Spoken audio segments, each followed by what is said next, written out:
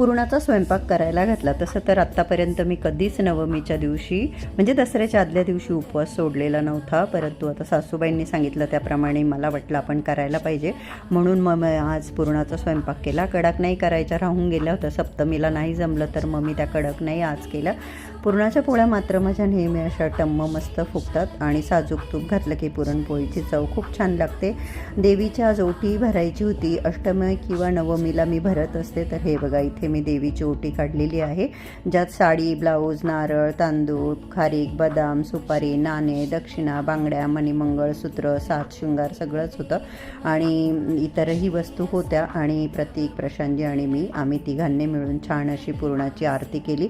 सगळ्यात 4-5 आरत्या आमच्या करून झाल्या आणि मी देवीला कुंकुमार्चन पण केलं, दुर्गा सप्तशतीचा पाठ पण केला आणि ज्या पण सेवा मला करायच्या होत्या त्या सगळ्या करून झाल्या. आणि